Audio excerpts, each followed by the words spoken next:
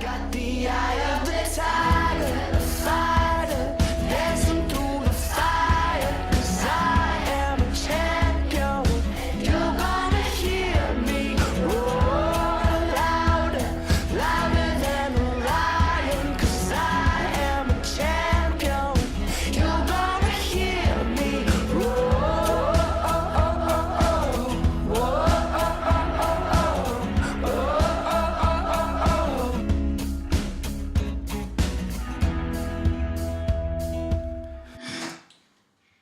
It's a great song, a great video that encapsulates the spirit at the open air school in Durban.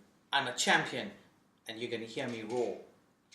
But when it comes to the education of disabled children in South Africa, that's only half of the story. In fact, it's probably a fraction of the story. The rest isn't a roar. It's sometimes a whimper, but all too often, a silent suffering till death. This teenager plays by himself. His mum died when he was still a baby and he was brought up by two aunts. He was admitted to a special needs school, but due to a lack of support, was unable to continue. So he lives out his days at this centre in Mlazi. Nobody here is trained or paid. They do what they do out of love. But love alone doesn't get you an education. One of the aunts volunteers at the centre. She wishes she could do more for her nephew, but given her own reality, she can't. Ekhaya khona mina nosisi wami omncane kunami, so siba two, and we're taking care of like 9 children, yeah. Then indlela esiphila ngayo, siphila ngale mali yalezi ingane, because ingane zathi ziyahola like i-grant. Phasa kabuhlungu because ukuba disabled akusho ukuthi angeke ukwazi ukufunda ube ile something empilweni. Uyakwazi ukufunda then ube right nje empilweni ufane nabanye abantu usebenze. So yena ngoba ehleli engafundi ekwi-daycare, isikhathi sakhe siyamosheka ula kwi-daycare unyaka wesibili lo ehleli la. Nje kanti ukuba usesikoleni ngabe uyafunda azenzele i-future yakhe naye. Ngiyamthanda kakhulu uSibahle. Okwenza ngimthande kakhulu is because u-disabled akafani nabantwana bakhona vele around ekhaya. So uthando lomuntu o-disabled ngazi mina ukuthi liba likhulu, kufanele umnikeze uthando olukhulu. Ingakho ngimthanda ngale ndlela ukuthi if ngicabanga ngoSibahle ngibuka nempilo yami kuba buhlungu because uma ukhula awazi ukuthi ukhula uzogcina upheleliphi. Ngisamncane maybe one day nami ngizothola like i-husband fanele ngiye emzini wami, then ngenzeka ukuthi lo muntu engiyobe ngimtholile ngaleso sikhathi angahambiselani nento mhlambe engiyiyona, ukuthi mhlambe ingane ifanele isale ekhaya ngeke uze ungiphathe kahle lo. Then ingakho ngihlezi ngizomfisela nje ukuthi abe nempilo right, azakhele impilo yakhe naye. The centre gets no government or private funding. It survives on school fees of 500 Rand per child per month, which is paid out of government disability grants. On most months, those who volunteer their time don't take a cent home. The children, the ages range from 2 years up to 24 years old, with different disabilities, mainly severe disabilities. Some with autism, some with a mental disability, some they are called CPs, which means cerebral palsy. So they need a lot of attention from the caregivers. They can't even feed themselves, they just lie on the bed. So they need a lot of help. It is very difficult. Like we don't have resources at all. That 500 Rand is minimal because we use that to buy groceries and we do whatever is necessary for the center.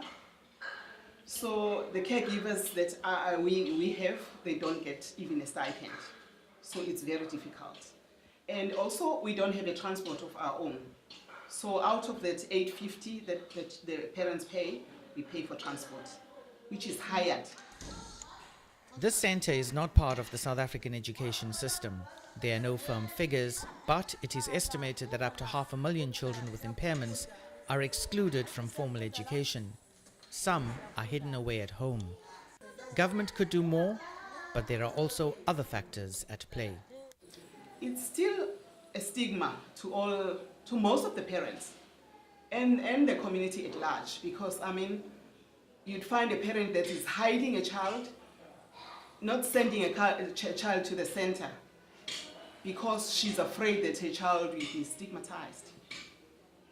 Because even here, when you see the normal children, they don't even want to come and play with our children.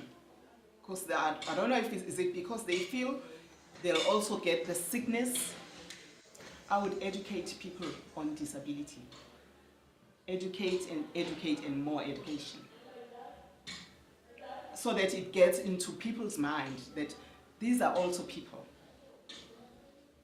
And remove the stigma from the people. Umlondi Kanyele is a social worker who deals with South Africa's unique challenges when it comes to disabled people. I've had several cases where a client will come to me, and after several interviews with the child, I'll actually pick up that the child has some form of disability. However, the parents will then think that maybe there's something they need to do. Either the child needs what we call imbeleko in isiZulu, where the child needs to find out their father, and the father can slaughter a goat or some form of an animal to appease the ancestors. So most families, especially those who still entrenched within the cultural belief system, they still think that it has to do with the ancestors. Something needs to be done. So once they've done all of that and they see that no change is happening, that's the only time when they will actually seek some other form of help, because now they can see that they've done all the slaughtering, but nothing is happening. The child remains the same. You find some families where it's a household, or a child-headed household, for example, where there's 7 children, and now with this child receiving this disability grant, this becomes a form of income for the entire family to survive on. So instead of using this money or utilizing this money for the betterment of this disabled child, the money is used to ensure that the family, and you find that it's even worse in some cases where you find that the child who is receiving this disability grant is the one who ends up being neglected the most. Because now they buy food and everything for everyone in the family, but then they lock the child who's disabled in some room outside.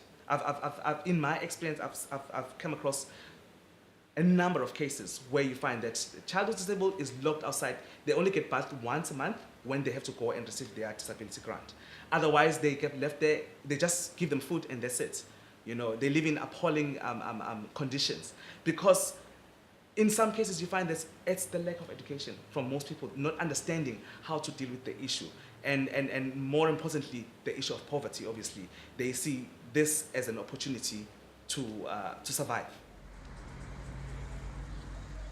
When a child is born with a disability, we have a huge gap where systems or government departments do not talk to each other at an early stage, so that proper intervention is done, proper placement is done early. The second part is, as community members, parents specifically, we still do not have information that will tell us that this is a child with rights. So this child must go to a school. The first step that they take is accessing disability grant. And that's not the only resource that they need. That's not the only support that they need.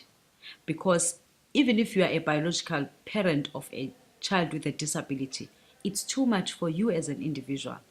It has a lot of psychological, negative impact. Because you have to think about this child and you don't know whether he will have a bright future or not. It's just difficult.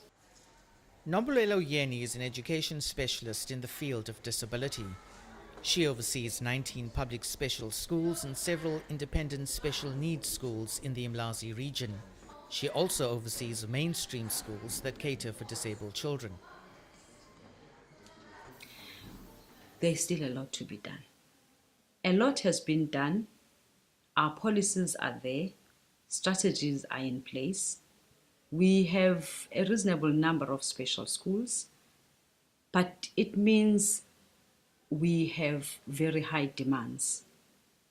Because if there are children, it's February already, who are not at school, that's very questionable. That indicates that we are still abusing some of their human rights. Yeni's reality is twofold. There is simply not enough space at special schools, and there is insufficient support for disabled learners at mainstream schools. In terms of a solution, Get private funding, identify unemployed youth interested in supporting children with disabilities with the aim of, responding to their human rights issues, train them, and give them some stipend that will make them to assist families and even schools to ensure that more of our children with disabilities are accessing education, be it in daycare centers or in special schools.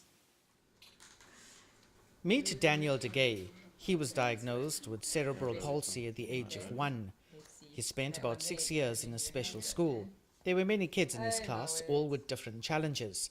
As a result, Daniel did not get the intellectual stimulation he needed. But mainstream schools were not keen to have him. Eventually, his parents decided to homeschool him. We started to feel there wasn't a place for him in the world, and that was because he didn't fit in the special school because he was quite bright, and he was just being understimulated. But we applied at a number of mainstream schools.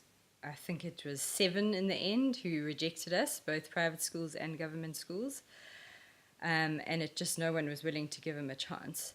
Nicola is currently studying for a PhD in economics and is focusing on inclusive education, a system where disabled children are supported in a mainstream school environment.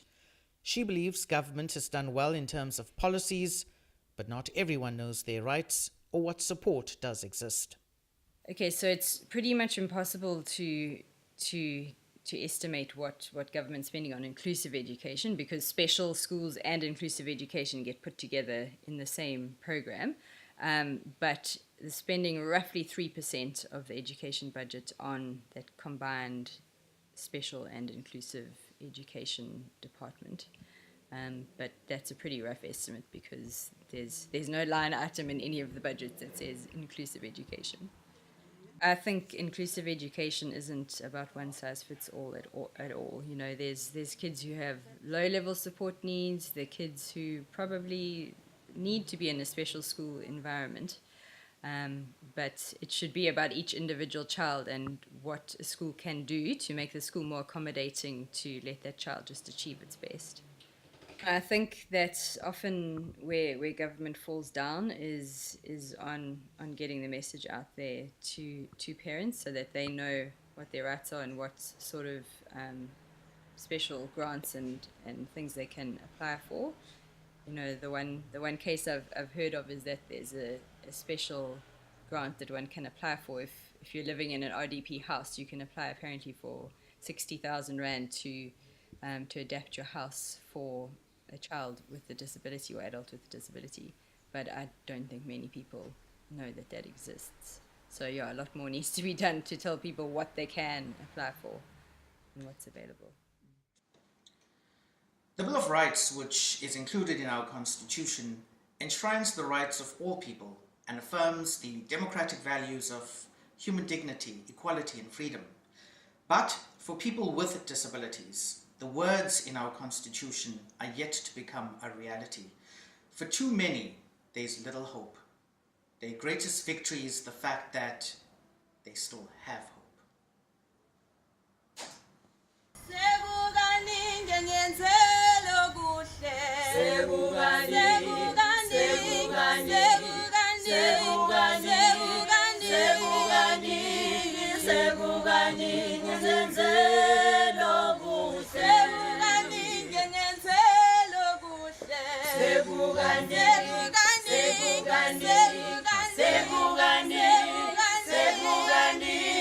Sebugani